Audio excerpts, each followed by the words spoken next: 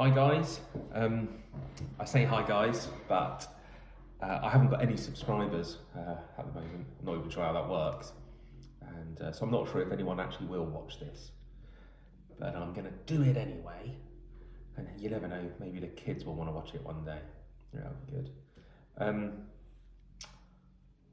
What I wanted to do was keep a video diary of a business purchase that I'm making. I love the idea of a journey that documents that, that is documented and that people can use as a reference. And if I can help someone out there in the future buy a business, and of course I'll give updates on how that business is performing after the purchase. But if it can help someone, then we'll have achieved something pretty good, I think. Because when you're buying a business, or indeed selling a business, there's lots of people that will have an opinion on that. Accountants, solicitors, friends, family. And it can get a bit overwhelming, corporate financiers, etc. But I thought, there's lots of people out there on LinkedIn, YouTube especially, that will talk about this stuff, but may not necessarily have been through it, and they might not really use a real world example. But I can, and I'll give you kind of warts and all, total 100% transparency. So I'm buying a bar, a little pub. Some would say it's a micro pub, but it's actually pretty big. It's called the Valley Bar, and it's based in Findon Valley in Worthing. I've been in there occasionally for a few drinks. It's kind of a sports bar, has a regular customer base, and it sells, relatively bulk standard drinks, Amstels, Carling. I think it's got Doom Bar on as an ale, neck oil, etc. Nothing that really tickles my fancy. It's got Guinness. Nothing that tickles my fancy. I'm more of a kind of pale ale, independent beer kind of guy. I like trying new things, but it's great to go in there and watch the football. I got wind that the business was up for sale. I knew the previous owner, as it happens. He sold it to the current owner, and I got wind that it was for sale. And he had a couple of interested buyers before myself, but for whatever reason that didn't kind of pan out for him, which is always a good strong point for another buyer. They've been through the ringer, they've had buyers, they've had them pull out. If you come in, you're in a very strong position, because they'll be getting tired in the negotiation process, and they will likely accept something lower than they previously did. But put that to the side for the moment. So I initially put an offer in for this bar of £70,000, and much to my annoyance, they actually didn't come back to me. So I offered him £70,000 verbally, and then I followed up in writing. I gave them a letter at the same time, so I explained my offer, and I gave them the offer in writing, and they didn't come back to me. And that was highly frustrating, to be honest. I offered £70,000 because the previous buyer offered £70,000. Now, contrary to what I just said about offering something lower than the previous buyer that pulled out, I took the approach that actually I wanted it to be a swift deal. And I decided that from the conversations that I had with him, that he was unlikely going to accept anything lower than £70,000. And I was 99% certain that he'd accept that, and I'd hear back from him pretty quickly. I explained that I was a cash buyer, but he didn't, and it left me in kind of a limbo state, because I thought, well, normally they come back to you and say yes or no, but I didn't hear anything, so I thought that was a bit strange. But I decided that I wasn't going to chase them on it, and I concluded that their second buyer had come back and offered them the same thing, £70,000, or maybe something more. That's obviously within their rights. If you're selling your house or your business, you want as much money for it as possible, and take the emotion out of it. You do want the most money possible. You're not running a charity.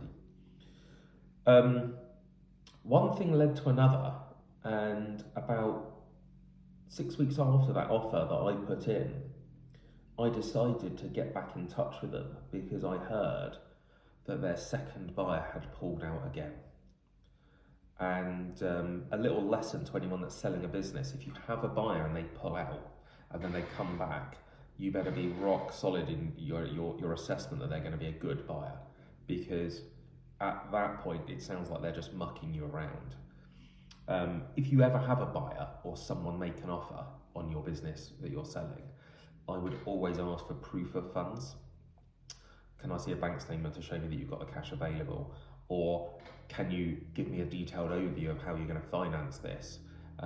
Is it a mixture of cash and a mixture of a loan, etc.? Have you spoken to the bank?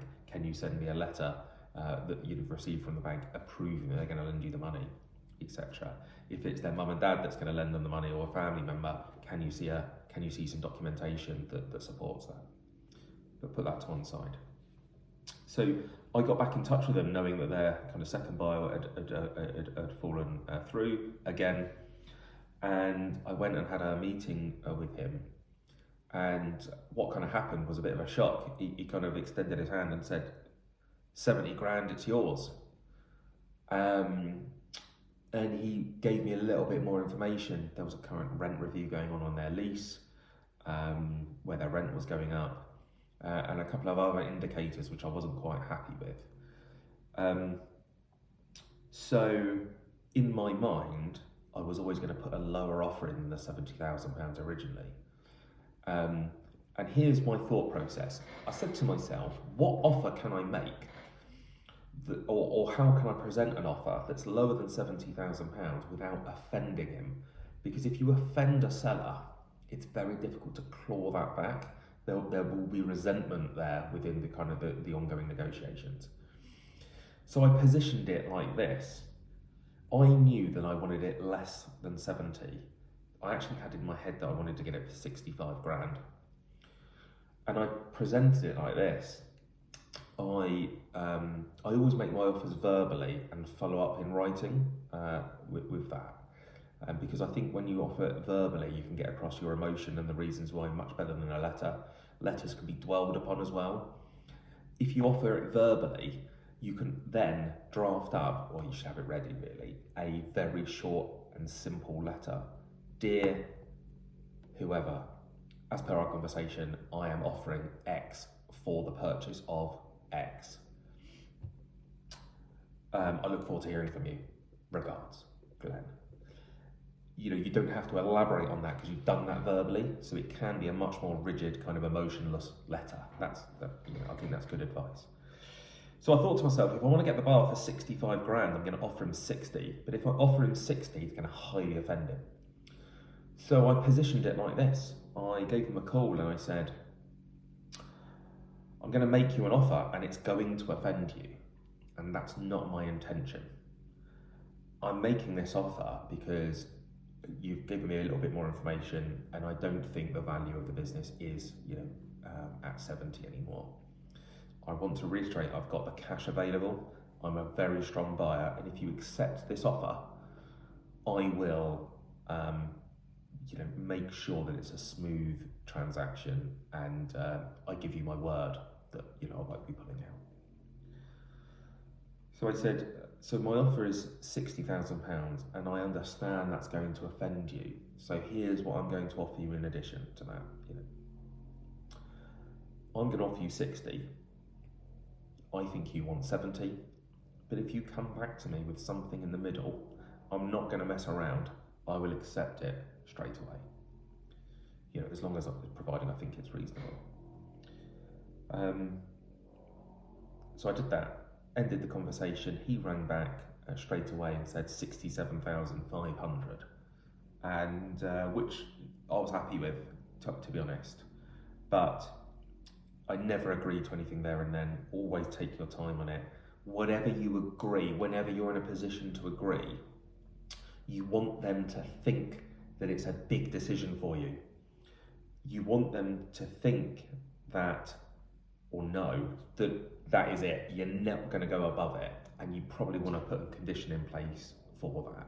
You want to maneuver them into a position where they feel like, you know, they're getting more than what you are willing to pay. So I put the phone down, and then I called him back pretty swiftly, because I thought this deal can be done. And I ran back and I said, look, Billy, I said that I'd agree something quickly, but the truth is 67,500 isn't where it needs to be for me.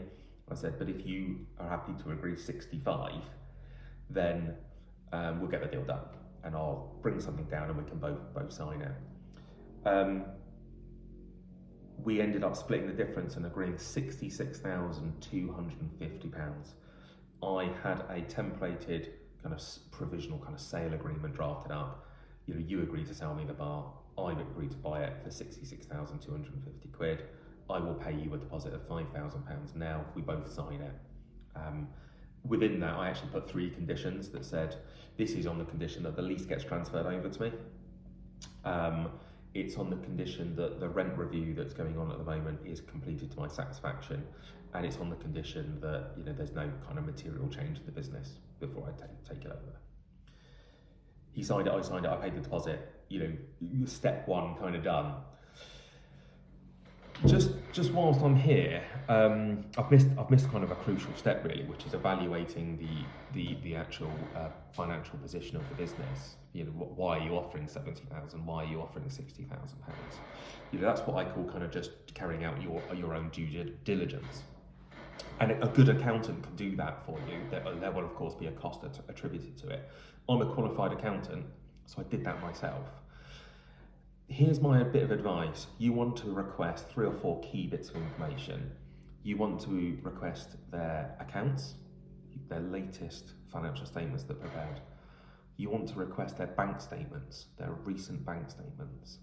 You want to request some management accounts, some recent kind of management accounts, or something equivalent to that. In this case, I got like a till receipt for the last kind of months or 2 months trading.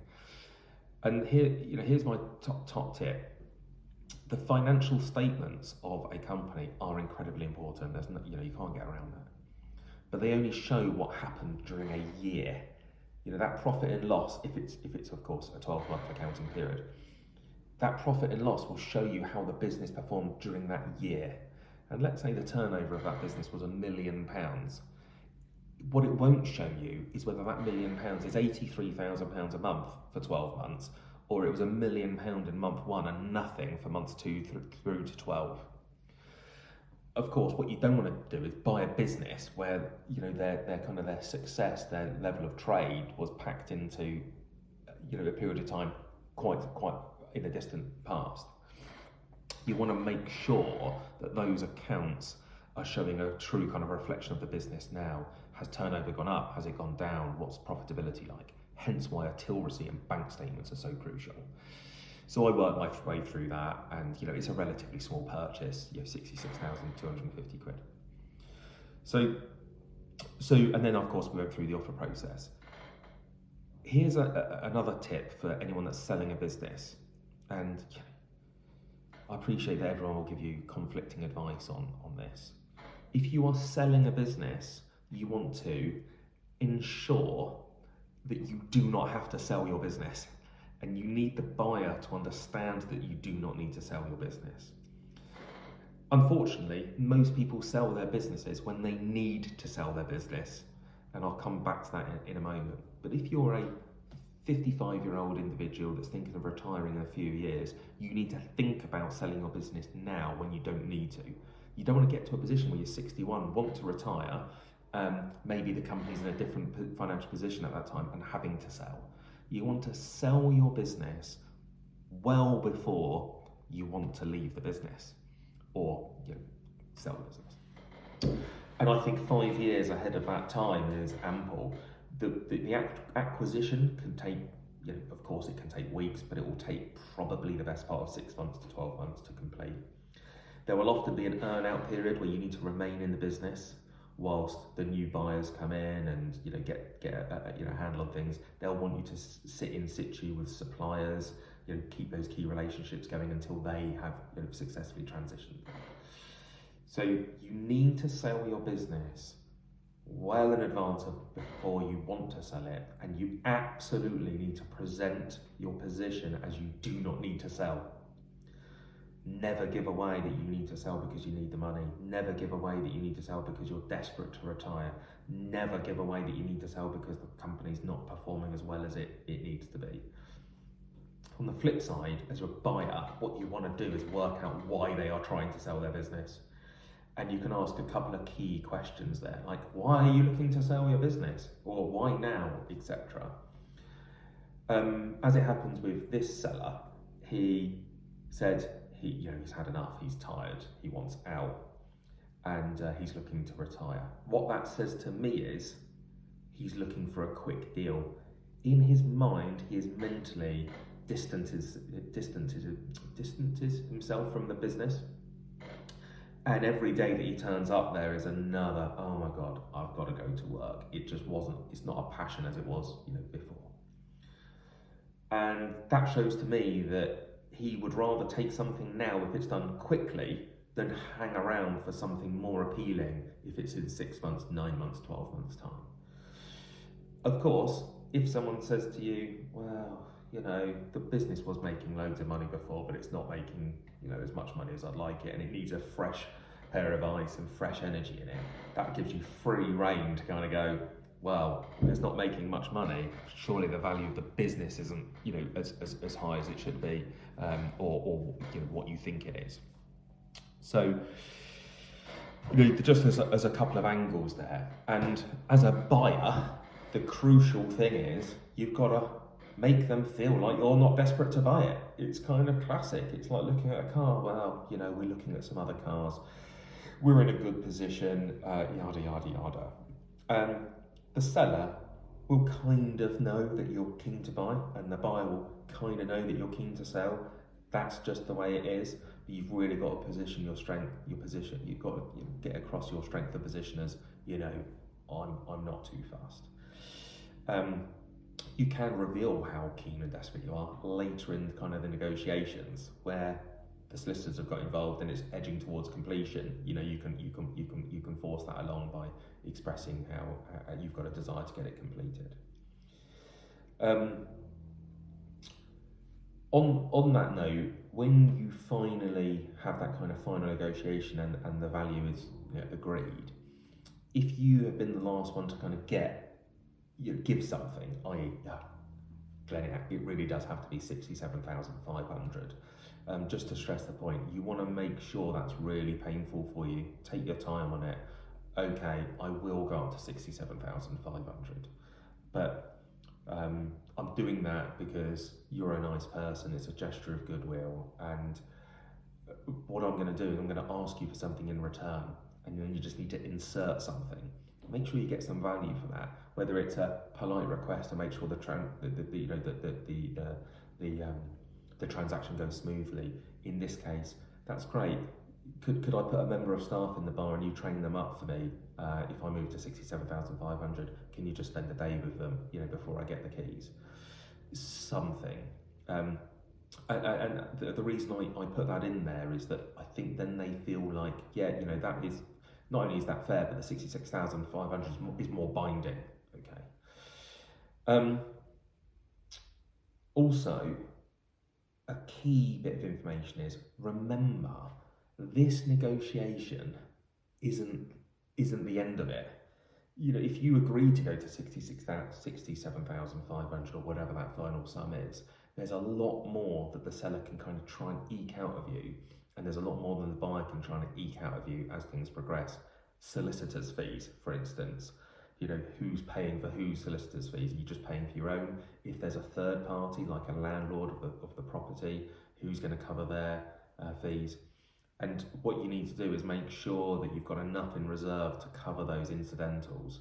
In this instance, we agreed the purchase of the bar, and then they really, really pushed me on covering the landlord's solicitors' fees.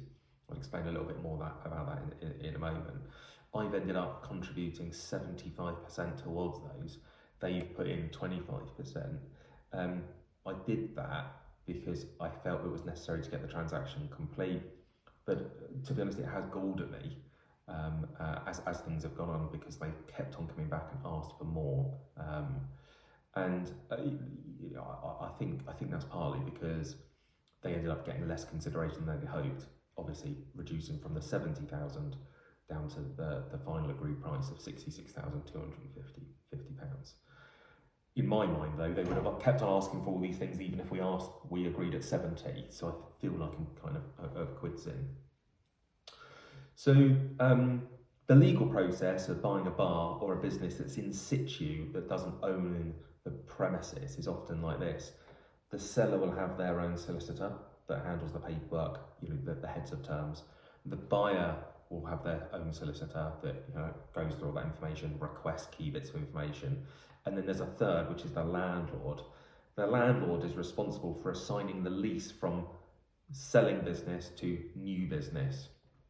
The landlord would only act as soon as once we've agreed heads of terms and their fees are covered. We, the buyer and the seller, will have to put our solicitors in funds for our contribution to cover their fees before they will do anything.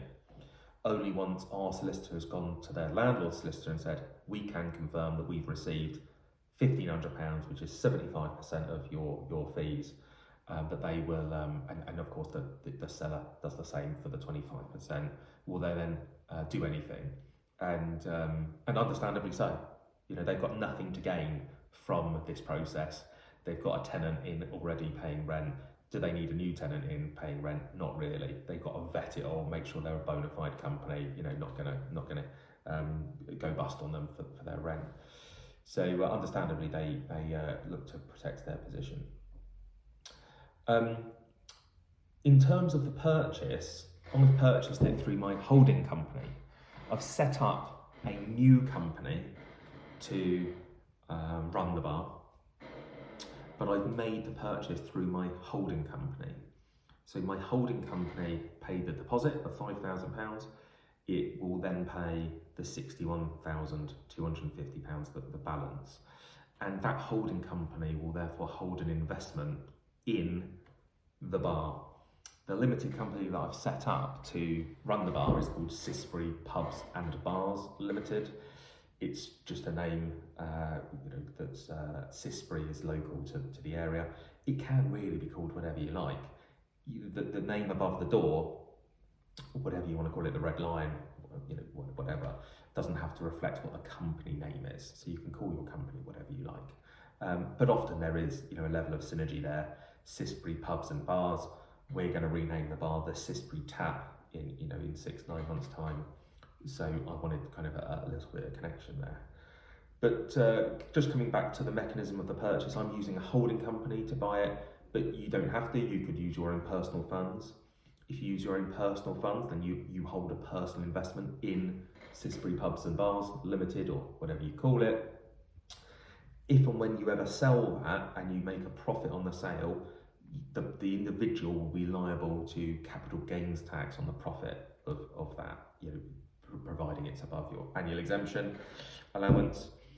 As I own it through a company, if I sell the bar in the future, I will pay corporation tax on the profits. You might think, well, why would you want to own it through a holding company? And the answer is this: I have money in my holding company. I don't have much money in my personal bank account. If I was to take money out of my holding company into my personal name, I'd have to pay tax on that. Whether I paid myself a salary or dividends, I'd have to pay tax on it. So it's more tax efficient for me to make the acquisition through a company that I've already got that's holding funds. So that's the reason. Team GB will hold that investment at £66,250, and that will amortise over the length of the lease, so it will go down. I believe that's how it works. And if I was to sell the bar in the future for, say, £100,000, I would make the sale at £100,000. I'd knock off my cost of £66,250 and costs associated with the purchase, i.e. legal fees, etc. Let's say it's £70,000 in total. I pay tax on that profit of 30. Simple as that. But I don't have any plans to sell the bar. I want to keep it for as long as possible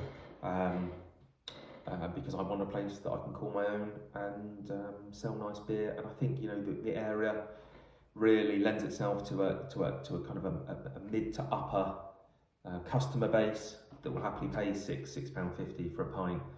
Have a nice gin and tonic, nice wine, etc., etc. Whilst being able to watch sport when it's on occasionally. So that's kind of where I want to go with it. Working capital. Of course, the bar costs 66 grand, but it's going to need some money to run. So I will transfer some money over to the bank account, and that's what you call kind of working capital. Some people call it like a buffer. Team GB, my holding company, will lend or transfer that money over to the Cissbury pubs and bars, and that's just a loan. I'm going to transfer it £25,000, and here's the reason why. I think I need 5 grand for stock. I think I need 5 grand to cover wages. I'm going to buy a double fridge, which will cost £1,000 or two. I need to place a rent deposit with the landlord. Obviously I'm a new business or a new company. They don't know me from Adam, so I'm paying £4,500 deposit that they'll hold on the system, and if I ever kind of default on my rent, they would use that. I then need to pay my actual quarterly rent in advance, which is £4,000.